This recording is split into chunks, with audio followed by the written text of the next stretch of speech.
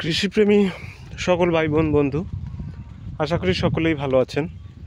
আজ আমি হাজির হয়েছি আমাদের মধুমতি অ্যাগ্রো নার্সারির বেগুন ক্ষেতে। আমি আজ দেখাবো আমাদের এই বেগুন ক্ষেতের কিছু কিছু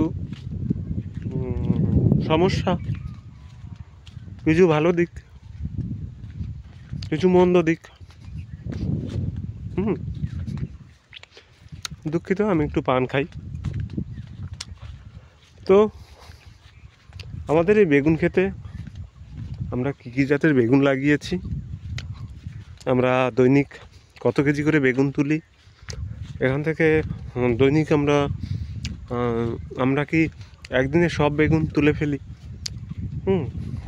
নাকি মাঝে মাঝে তুলি, এইগুলো নিয়ে আলোচনা করব। তো দেখেন, এখানে যে বড় বেগুন ক্ষেতটা আপনারা দেখতে পাচ্ছেন, এখান থেকে সব বেগুন যদি একদিনে তোলা হয়, এই বেগুন বাজারজাত করা, এরপরে এই বেগুন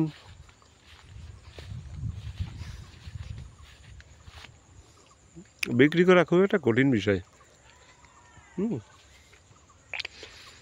এতে বাজার ডাউন হয়ে যাবে, বাজারে আমদানি বেড়ে যাবে, স্থিতিশীল থাকবে না।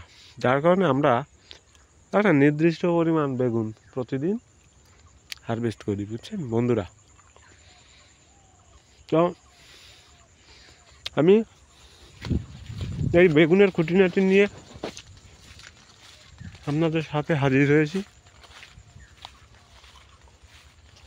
তো বেগুনের খুঁটিনাটি নিয়ে আপনাদের সামনে হাজির হয়েছি আমি পিটু বিশ্বাস, মধুমতি অ্যাগ্রো নার্সারির প্রজেক্ট থেকে। দেখেন বন্ধুরা, এখানে কিছুটা জমি ফাঁকা পড়ে আছে।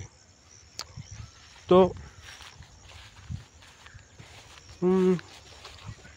এই জমিটা নিয়ে আমি একটু প্ল্যান করতেছি, যেহেতু এখানে আমি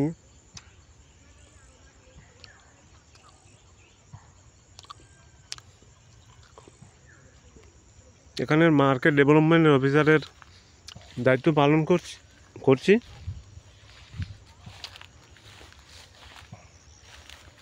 এখানে বেশ খানিকটা জায়গা,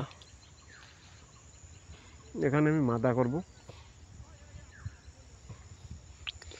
মাদা করে এখানে বেগুন গাছ লাগাবো।